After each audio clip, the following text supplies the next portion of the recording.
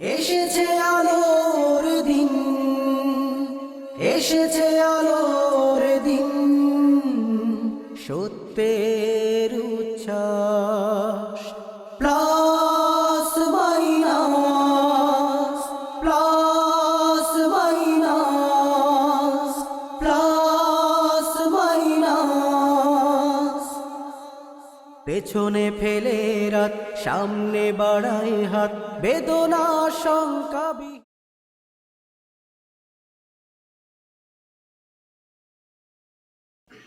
আসসালামু আলাইকুম ওয়া রাহমাতুল্লাহি ওয়া বারাকাতুহু। সুপ্রিয় দর্শক শ্রোতা, আপনাদেরকে আন্তরিক অভিনন্দন ও শুভেচ্ছা। আল্লাহ তাআলার অস্তিত্বকে অস্বীকার করতে গিয়ে অবিশ্বাসীরা নানা সময় বলে থাকে সবকিছুর স্রষ্টা হলেন আল্লাহ, তাহলে আল্লাহর স্রষ্টাকে। অভিযোগটিকে অন্যভাবে বলা যায়, সব কারণের আদি কারণ আল্লাহ হলে আল্লাহর কারণকে। প্রশ্নটি অতি পুরাতন। আস্তিক নাস্তিক উভয়ের কাছে প্রশ্নটি খুবই গুরুত্বপূর্ণ, কেননা মানুষের যুক্তিবাদী মনে এ প্রশ্নটি স্বাভাবিকভাবেই এসে যায়। সর্বকালের নাস্তিকরা প্রশ্নটিকে আস্তিকদের বিরুদ্ধে অস্ত্র হিসাবে ব্যবহার করেছে। অর্থাৎ সবাই বলে থাকে যে আমরা মানলাম যে আল্লাহ আছে, আল্লাহ আমাদের সৃষ্টি করেছেন, তাহলে আমাদের প্রশ্ন হলো আল্লাহকে কে সৃষ্টি করেছেন? জন স্টুয়ার্ট মিল তার আত্মজীবনীতে লিখেছেন, তার পিতা তাকে প্রশ্ন করত, কে আমাদের সৃষ্টি করেছেন? হু ক্রিয়েটেড মি? আল্লাহর অস্তিত্ব সত্য তার প্রমাণ করার জন্য তার পিতা তাকে এ প্রশ্ন করত। কিন্তু মিল বলেছেন, আল্লাহর অস্তিত্ব প্রমাণের জন্য তা যথেষ্ট নয়, এটা যথেষ্ট নয়, কেননা এর পরে প্রশ্ন আছে, হু ক্রিয়েটেড দ্য ক্রিয়েটর? কে স্রষ্টাকে সৃষ্টি করেছেন? বার্ট্রান্ড রাসেলও এ প্রশ্নের পুনরাবৃত্তি করেছেন। তিনি বলেছেন, if everything must have cause, then God must have a cause. আল্লাহ যদি সকল কার্যের কারণ হয়, তবে আল্লাহরও একটি কারণ আছে। আস্তিকরা এ প্রশ্নের একটি যথার্থ উত্তর দিয়েছেন। মুসলিম দর্শনে বলা হয়েছে, জগতের প্রত্যেকটি ঘটনা বা কার্যের একটি কারণ আছে, উক্ত কারণটি আবার অন্য একটি কারণের কার্য। এভাবে কার্যকারণ সম্পর্কের মূলে রয়েছে একটি আদি কারণ বা প্রথম কারণ। এ কারণটি সকল কারণের কারণ, কিন্তু নিজে অন্য কোনো কারণের কার্য নয়। অন্যভাবে বলা যায়, এটি অকারণিত কারণ। এই আদি কারণই আল্লাহ। মুসলিম দার্শনিকগণ একে আদি বা কাদিম বলে অভিহিত করেছেন। হিন্দু ধর্মে আল্লাহকে বলা হয়েছে ঈশ্বর স্বয়ম্ভূ, অর্থাৎ আল্লাহ নিজেই নিজের স্রষ্টা। কিন্তু এ স্বয়ম্ভূ শব্দ দিয়েও আল্লাহকে পূর্ণাঙ্গ ব্যাখ্যা করা যায় না, কেননা স্বয়ম্ভূ শব্দের সঙ্গেও সৃষ্টির প্রশ্ন জড়িত। আল্লাহকে স্বয়ম্ভূ মেনে নিলে তার জন্মের প্রশ্ন এসে যায়। অর্থাৎ আল্লাহকে স্বয়ম্ভূ বলার অর্থ দাঁড়ায়, এক সময় আল্লাহর অস্তিত্ব ছিল না, কোনো এক বিশেষ সময়ে তিনি জন্ম লাভ করেছেন। এ ব্যাখ্যা আল্লাহর চিরন্তনতাকে ক্ষুণ্ণ করে। এমনটি বলেছেন জ্যাপল সার্ত্রে। আল্লাহর অস্তিত্ব অস্বীকার করতে গিয়ে তিনি বলেন, গডের থাকাটা অসম্ভবপর ব্যাপার, কারণ গড যদি স্বয়ম্ভূ হন, তাহলে সমস্যা হলো তার সৃষ্টির পূর্বে তাকে থাকতে হবে, না হলে তার সৃষ্টি কিভাবে হবে? তিনি বলেন যে নির্ভরশীল সত্তা স্বাধীন সত্তায় পরিণত হতে পারে না। তিনি বলেন, শূন্য হতে সৃষ্টি হতে পারে না কিছুই। সার্ত্রের সোজা কথা, স্বয়ম্ভূ কিছু হতে পারে না, তাই গডও থাকতে পারে না। সার্ত্রের অভিযোগের উত্তরে বলা যায়, আল্লাহ সম্পর্কে সবচেয়ে গ্রহণযোগ্য কথা হলো, হি ইজ জাস্ট বি। তিনি আছেন, শুধু আছেন। তিনি আদি, তিনি প্রথম, এবং তিনি কখনো জন্মগ্রহণ করেননি। আস্তিকদের এ উত্তরের পরিপ্রেক্ষিতে নাস্তিকরা পাল্টা প্রশ্ন করে থাকে যে, আল্লাহকেই যদি আদি কারণ হিসেবে মেনে নিতে হয়, তাহলে এ বিশ্ব জগৎকে আদি কারণ হিসেবে মেনে নিলে সমস্যাটা কোথায়? তারা আরো বলে যে, আল্লাহকে যদি স্বয়ম্ভূ হিসেবে মেনে নিতে হয়, তাহলে এ বিশ্ব জগৎকে স্বয়ম্ভূ মেনে নিতে সমস্যাটা কি? নাস্তিকদের এ পাল্টা প্রশ্ন হঠকারিতা ছাড়া কিছুই নয়। বিশ্ব জগৎকে স্বয়ম্ভূ কিংবা আদি কারণ বলার কোনো যৌক্তিকতা নেই, কেননা বৈজ্ঞানিকভাবে প্রমাণিত হয়েছে এ বিশ্বজগতের এমন কোনো বৈশিষ্ট্য নেই যে সে নিজেকে নিজে সৃষ্টি করতে পারে। আল্লাহই একমাত্র সার্বভৌম সত্তা। বিশ্বজগতের কি এ ক্ষমতা আছে? চেয়ার, টেবিল, বইপত্র, এই যে কম্পিউটার, এই যে ল্যাপটপ ইত্যাদি তো প্রকৃতির অংশ। এগুলোর মধ্যে কি স্রষ্টা হওয়ার মতো কোনো বৈশিষ্ট্য আছে? আমাদের সাধারণ জ্ঞান বলবে যে প্রকৃতির মধ্যে স্রষ্টা হওয়ার মতো কোনো গুণাবলী নেই। মানুষ বিশ্ব প্রকৃতির সেরা জীব।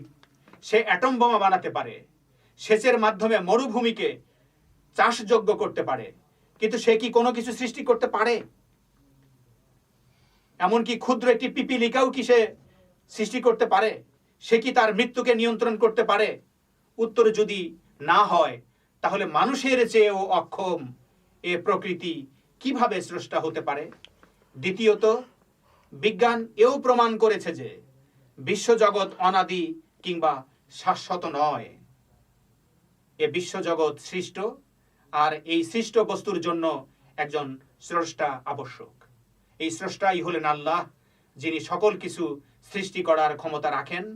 অনাদি, শাশ্বত ও আদি কারণ হওয়ার গুণাবলী কেবল আল্লাহরই থাকতে পারে, অন্য কারো নয়। কেবল আল্লাহরই এই ক্ষমতা আছে, অন্য কারো এই ক্ষমতা নাই। আল্লাহর স্রষ্টাকে, আল্লাহর পিতাকে, আল্লাহর স্রষ্টাকে কিংবা আল্লাহর আগেকে? নাস্তিকদের এ প্রশ্ন কতটা যৌক্তিক তাও বিবেচনা করতে হবে। প্রশ্ন করার অধিকার মানুষের আছে, কিন্তু সকল প্রশ্নের উত্তর প্রশ্নকর্তা নিজেও জানে না। বিজ্ঞানের অনেক প্রশ্ন আছে যার কোনো উত্তর নেই। এমন অনেক বিষয় আছে যাকে প্রমাণ করা যায় না, কিন্তু মেনে নিতে হয়। তাকে মেনে না নিলে বিজ্ঞানের অগ্রযাত্রা থেমে যায়। জীবন ও জগৎ সম্পর্কে কোনো সিদ্ধান্ত গ্রহণ করা যায় না। বিজ্ঞান তার সকল উপায় উপকরণ প্রয়োগ করেও অনেক বিষয় সম্পর্কে জ্ঞান লাভ করতে পারে না। আর পারে না বলেই কি বিজ্ঞান সে বিষয়কে অস্বীকার করতে পারে? যেমন বিগ ব্যাং থিওরি মোতাবেক এ মহাবিশ্ব একসময় ক্ষুদ্র বিন্দু, ফুল স্টপ বা কলমের খোঁচার মতো ছিল। ওই বিন্দুটির ওজন ছিল মহাবিশ্বের ওজনের সমান। উক্ত বিন্দু থেকে মহাবিস্ফোরণের মাধ্যমে এই মহাবিশ্বের সৃষ্টি। এখন প্রশ্ন হলো, ওই বিন্দুটি কোথায় ছিল? যদি বলা হয় শূন্যে, তাহলে প্রশ্ন হবে শূন্য কোথায় ছিল? শূন্যও তো মহাবিশ্বের মধ্যে। এ প্রশ্নের উত্তরে বিজ্ঞান নীরব, বিজ্ঞান কিছু বলতে পারে না। এমন অনেক প্রশ্নই আছে যার কোনো উত্তর নেই। আবার উত্তর থাকলেও মানুষের মন তা ধারণ করতে পারে না। কেননা মানুষের সকল প্রশ্ন শূন্য ও সময়ের গণ্ডি ছেড়ে যেতে পারে না। মানুষের সকল প্রশ্ন তার চেনা জগতের অভিজ্ঞতা থেকে উৎসারিত। সে এই চেনা জগৎকে অতিক্রম করতে পারে না। কিন্তু আল্লাহর অস্তিত্ব ব্যাপক ও বিস্তৃত।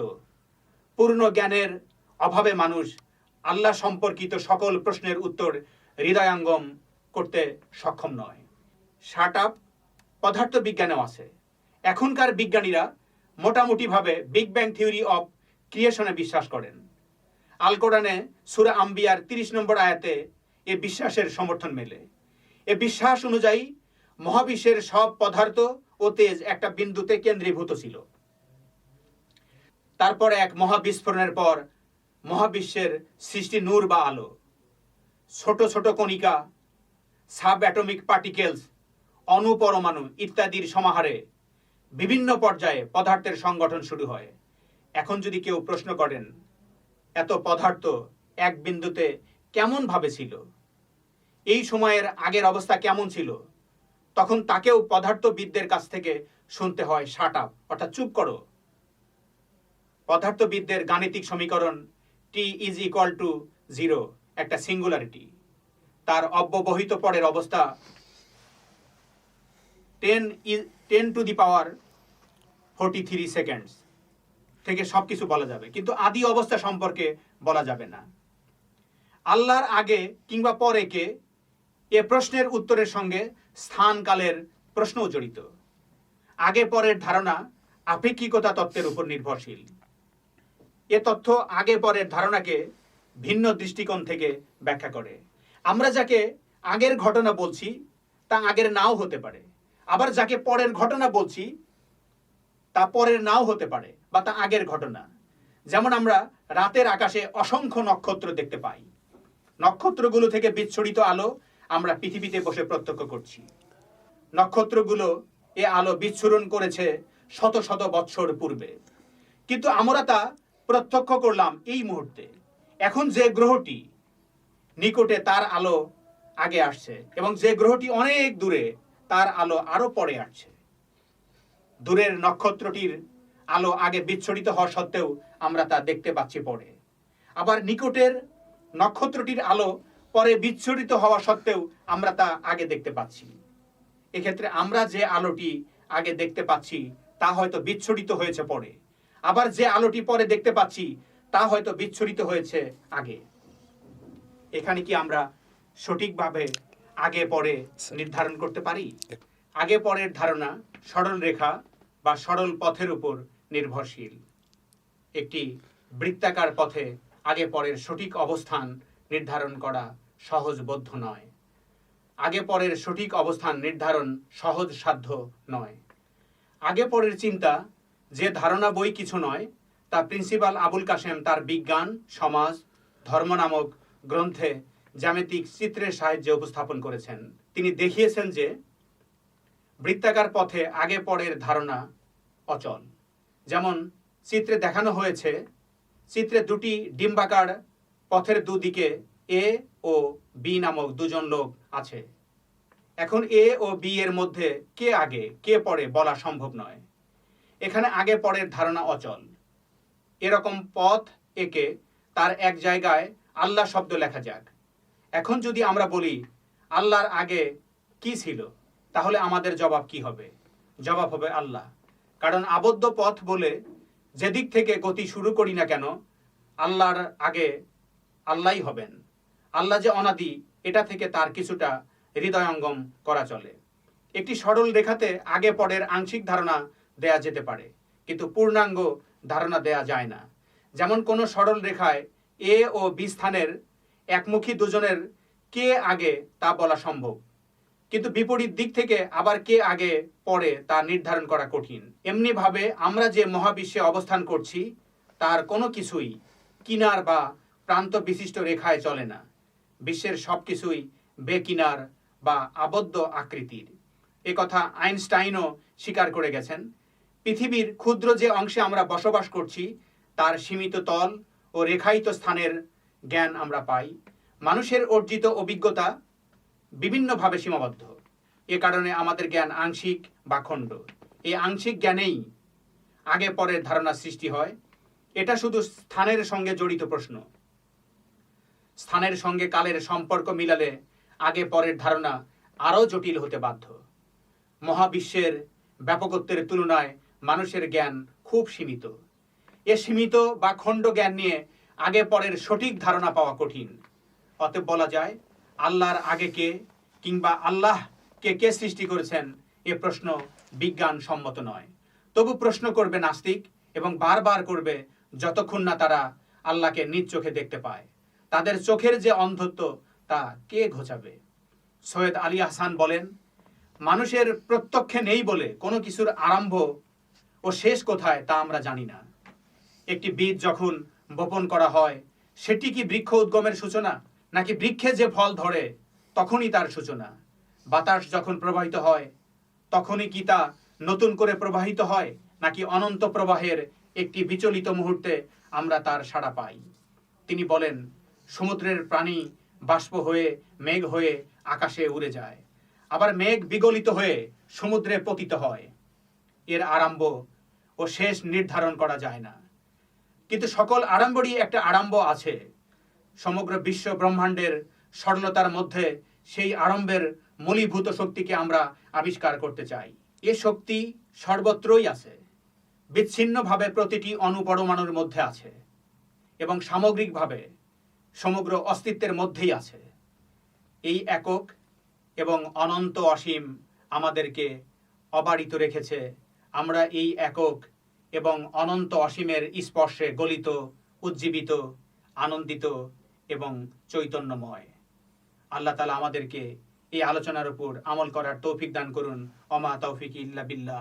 আসসালামু আলাইকুম ওয়া রাহমাতুল্লাহি ওয়া বারাকাতুহু। এসেছে আলোর দিন, এসেছে আলোর দিন, সত্যের উচ্ছ্বাস। Plus minus, plus minus, plus minus. পেছনে ফেলে রাত, সামনে বাড়ায় হাত, বেদনা শঙ্কাবিহীন